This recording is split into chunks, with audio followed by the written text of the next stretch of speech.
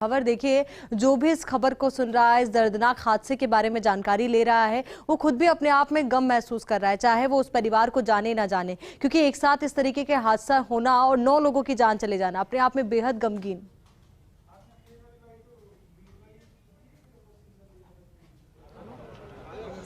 और इसी गमगीन और दुखद माहौल में मैं आपको बताऊं कि एमबीएस अस्पताल मोर्चरी के बाहर से जो सभी 9 शव है उनको सरकारी एम्बुलेंस के साथ यहां से रवानगी दी गई है। मृतकों में जो 2 मृतक हैं, दूल्हा अविनाश और उसका भाई, उसका सगा भाई केशव, वो दोनों चौथ का बरवाड़ा के रहने वाले हैं और कार का चालक इस्माइल भी चौथ के बरवाड़ा का ही रहने वाला है। इसके अलावा बाकी जो 6 मृतक हैं, जो सभी यंगस्टर्स बताए जा रहे हैं, युवा बताए जा रहे हैं, वो जयपुर के घाट गेट, मालवीय नगर, ट्रांसपोर्ट नगर, टोंक फाटक इलाकों के रहने वाले हैं। तो इन सभी शवों को यहाँ एमबीएस अस्पताल की मोर्चरी के बाहर से रवानगी दी गई है और इस वक्त भी कई लोग जो हैं वो यहाँ पर जुटे हैं, समाज के लोग जुटे हैं, वाल्मीकि समाज के लोग थे।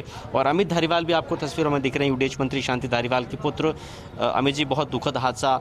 मुख्यमंत्री जी ने भी इस पूरे मामले को लेकर कोटा कलेक्टर से बात की है, उन्होंने अफसोस जताया है। लोकसभा स्पीकर ओम बिरला ने भी दुख जताया है।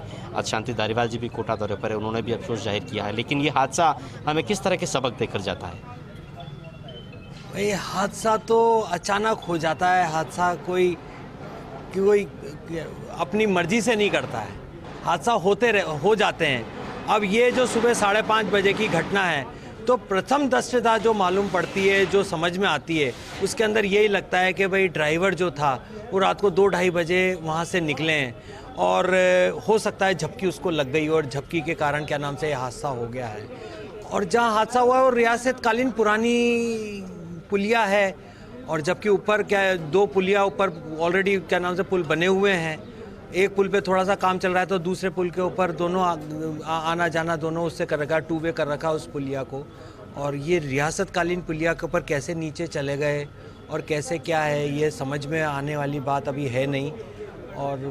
और सारे के सारे 6 जने तो जयपुर के थे जिनकी दुर्घटना के अंदर मौत हुई, और 3 जने इसके थे अपने चौथ के बरवाड़ा के थे, जिसके अंदर एक ड्राइवर भी शामिल था।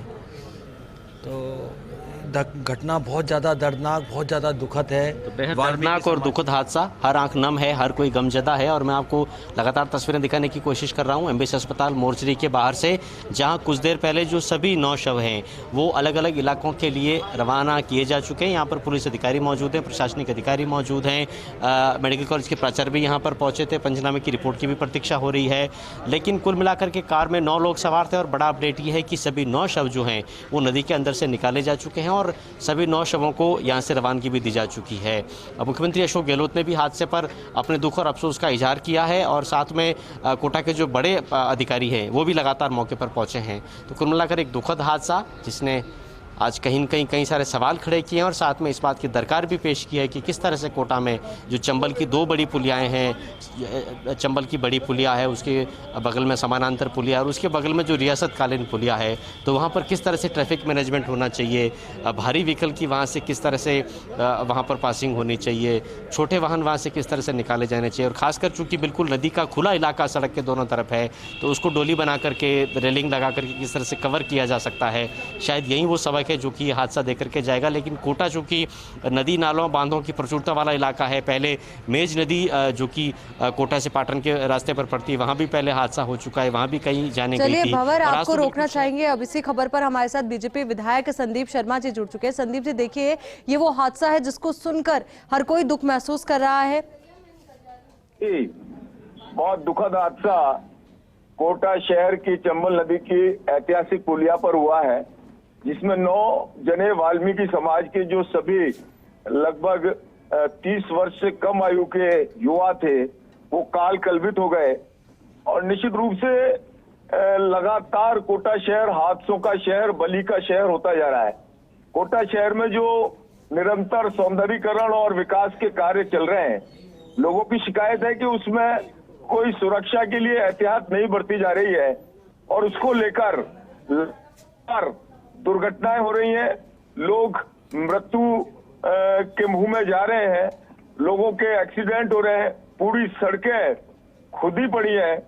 और सरकार का और माननीय मंत्री महोदय का दबाव है कि जल्दी से जल्दी कार्य पूर्ण करके शिला पट्टिकाएं लगवाकर उस पर अपने नाम लिखवा सकें। बिल्कुल और संदीप इस- जी, कोई ना कोई एक्शन जरूर होना चाहिए ताकि ऐसे हादसे दोबारा कभी ना हो। बहुत बहुत शुक्रिया हमारे साथ जुड़ने के लिए, पूरी बातचीत के लिए। तो बेहद दर्दनाक है पूरा हादसा, और दूल्हे राजा की तस्वीर भी आप देख पा रहे होंगे जो अब इस दुनिया में नहीं है।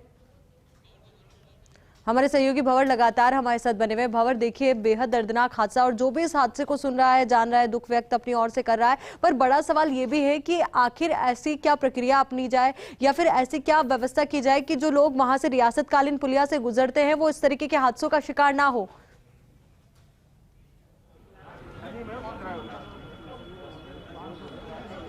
असल में देखिए, जो हादसे का कारण समझ में आता है, अर्टिका कार थी, उसमें 9 लोग सवार थे, तो कहीं न कहीं ओवरलोडिंग भी एक पहलू है इस पूरे हादसे का। और साथ में जो रियासतकालीन पुलिया है वो कई जगह पर ढलान है, कई जगह पर चढ़ाई है, और उसी पुलिया पर एक मिट्टी का ढेला था जिसकी वजह से ब्रेकर जैसा वहाँ सड़क की स्थिति बन गई थी, और उसी पर ये टायर चढ़ा कार का। उसकी वजह से कार उछली, और उछलने के बाद बगल में बिल्कुल खुली नदी थी, उसके अंदर ही समा गई। देखिए, समाज के भी बहुत से लोग पहुँचे हैं। मैं आपको पुलिस अधिकारियों से अपडेट भी पहुँचाऊँगा इस पूरी वारदात को लेकर, लेकिन समाज के कुछ लोगों से भी आपकी बात कराऊं।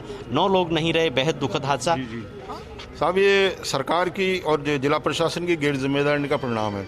अगर सड़कें दुरुस्त हो तो जिस तरह हालत में कोटा में जो दुर्घटना ही हो रही है, नौजवान मौत के मुंह में जा रहे हैं, इसके लिए प्रशासन जिम्मेदार है, सरकार जिम्मेदार है। हमारे समाज की जो नौजवानों का जो दुर्घटना में मौत हुई, हमारे लिए बहुत दुखद की घटना है, चिंता की बात है। हमारी जो बच्ची जिसके कल वो दुल्हन बनकर शादी होने वाली थी, उसका भविष्य क्या होगा और उस पर क्या गुजरी होगी, इसकी कल्पना करना हमारे उससे बाहर है। हम तो सरकार से मांग करेंगे कि जिन परिवारों के जो नौजवान बच्चों की डेथ हुई उनको रोजगार मिलना चाहिए, उनको भरपूर मुआवजा मिलना चाहिए, और उस बच्ची का जिसका जीवन उजड़ने की संभावना है और आज उसके प्राणगढ़ संस्कार होना था वो नहीं हो पाया, उसको भी सुरक्षा का इंतजाम सामाजिक मंत्रालय के द्वारा किया जाना चाहिए। देखिए, ये अपने आप में बिल्कुल दिल को तोड़ देने वाला फैक्ट है कि आज ही फेरे होने वाले थे। जो भावी दुल्हन है उस पर क्या गुजरी होगी, ये कहीं न कहीं सोचने की बात है। मैं कोशिश करूंगा, यहाँ पर एएसपी सिटी प्रवीण जैन मौजूद हैं। जैन साहब, आप अपडेट करना चाहेंगे? सारे 9 शव तो रवाना किए जा चुके हैं शायद? हाँ, अभी 8 सब रवाना कर चुके हैं हम। 3 चौथा बरबड़ा सवाईमाधोपुर ज़िले के लिए और 5 जयपुर के लिए। एक किशनगढ़ जाएगा जिसके परिजन अभी 5-7 मिनट में आने वाले हैं, और पोस्टमार्टम हो चुका है। सभी को यहाँ से रवाना करने की पूरी तैयारी। कोई इसमें इन्वेस्टिगेशन की लाइन आप बताएंगे जैन साहब, किस तरह से तफ्तीश होगी, आखिर हादसे का क्या कारण रहा? अभी देखो, प्राथमिक दृष्टि से हम कुछ नहीं कह सकते जब तक। अभी चूँकि प्राथमिकता हमारी अभी दूसरी थी, और उसके बाद इसमें क्या कैसे हादसा हुआ, क्या हुआ, ये अभी कुछ नहीं कहा जा सकता। क्या पुलिस इस पर विचार करेगी कि छोटी पुलिया पर फिलहाल ट्रैफिक रोक ही दिया जाए? ये अभी चिंतन का विषय है। इस संबंध में विचार किया जाएगा और उसके बाद अग्रिम कार्रवाई की जाएगी। तो देखिए, प्लान किया जाएगा, इस पर भी विचार किया जाएगा, लेकिन फिलहाल जो प्राथमिकता है वो ये है कि सभी जो शव है उनको गंतव्य स्थानों तक पहुंचाया जाए। सरकारी एम्बुलेंस से इसका इंतजाम किया गया है, और सभी जो प्रमुख नेता हैं, यूडीएच मंत्री शांति धारीवाल की बात हो, लोकसभा स्पीकर ओम बिरला की बात हो, खुद प्रदेश के मुख्यमंत्री ने इस पूरे हादसे पर बेहद दुख जताया है। उन्होंने खुद कोटा कलेक्टर से बात की है, और कोटा कलेक्टर ने हमें थोड़ी देर पहले बताया था, हरिमोहन मीणा ने। बहुत बहुत शुक्रिया आपका हमारे साथ जुड़ने के लिए, पूरी जानकारी के लिए।